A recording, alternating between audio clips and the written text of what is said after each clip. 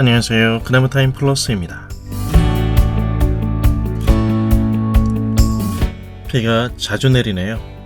아무튼 공기는 맑아서 좋습니다. 그래도 비가 와서 그런지 아침 저녁으로는 찬 기운도 돕니다. 여러분 건강관리 잘 하시길 바랍니다.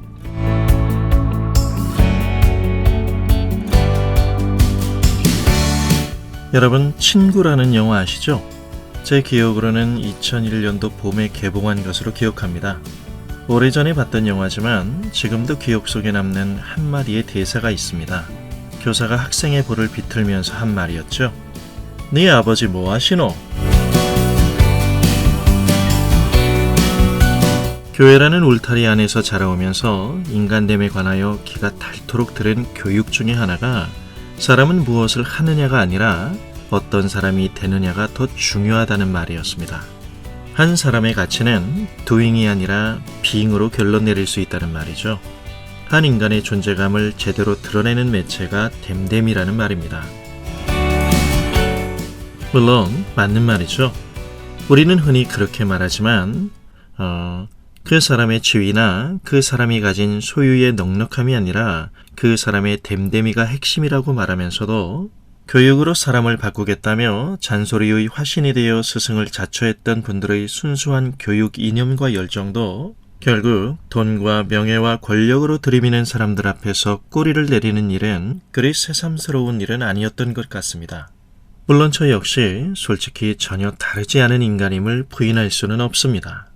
오늘날 교회는 각종 다양한 제자훈련 프로그램으로 제자도를 정의하고 회복을 축하하며 그 깨달음이 우리의 목적이 되어 오늘의 우리의 삶을 이끄는 원리가 된다는 슬로건이 표면적으로는 교회 안에서 흐뭇한 공감을 불러일으키는 것 같지만 영적이라고 말하는 이런 일련의 플레이들로 지위와 소유 그리고 규모가 갖는 외형적 수치에 대한 인간의 심각한 컴플렉스와 로망을 깨는 일이 요원해 보이는 이유는 무엇일까요?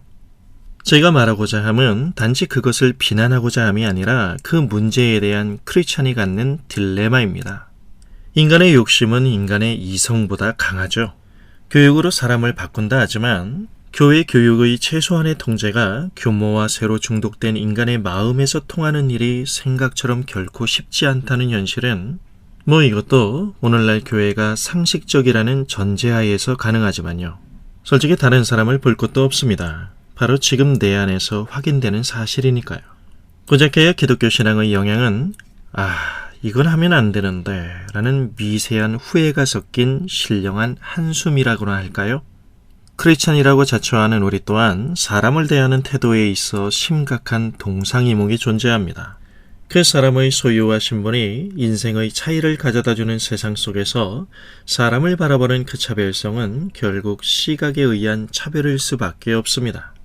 교회까지 더군다나 숫자로 측정 가능한 물리적인 차이를 하나님의 복이라고 가르치는 현실 속에서 교회가 세상과 다름이라는 내적 중심을 유지하며 세상을 향하여 그런 모범을 보일 여유는 기대하기 힘들어 보입니다.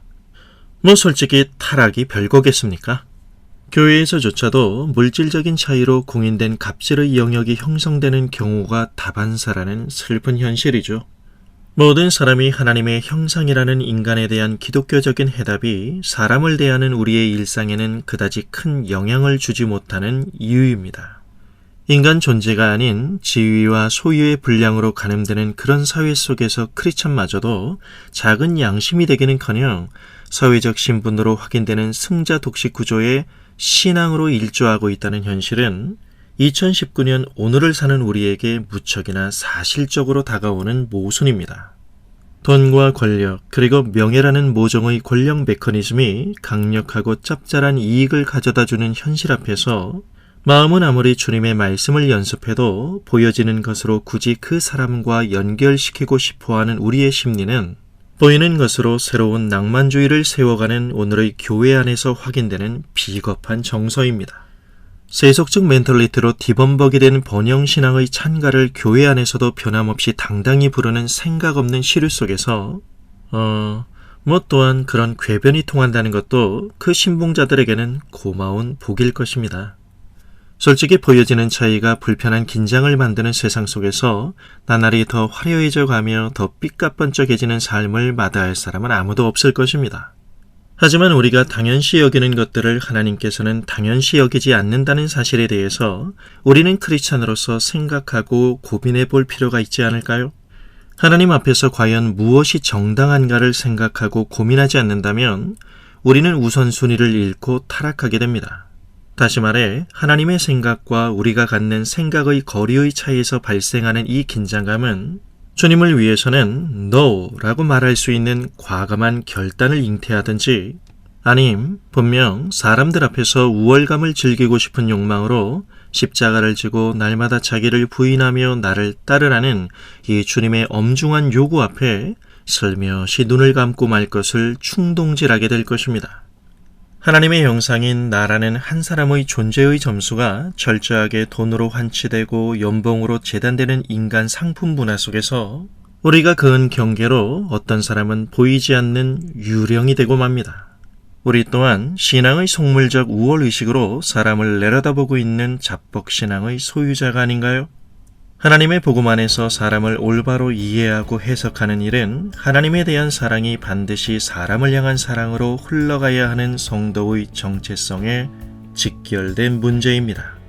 그 사람이 거창한 이력과 스펙의 사람이어서가 아니라 무엇보다 사람이 고귀한 하나님의 형상을 지닌 특별한 존재라는 사실 하나만으로도 상대방에 대한 우리의 편견의 지방기를 모두 빼고 우리의 진심 어린 성의와 예의 그리고 섬김이 명확해져야 하는 것입니다.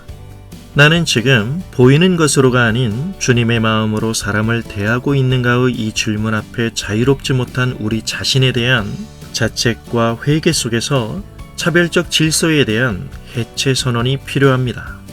그것이 곧 우리의 성적입니다.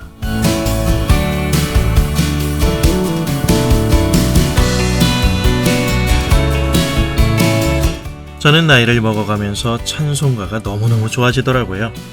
아무래도 오랜 시간의 역사 속에 누적된 우리 신앙 선조들의 신앙 고백이기에 그렇지 않을까 하는 생각을 해봅니다.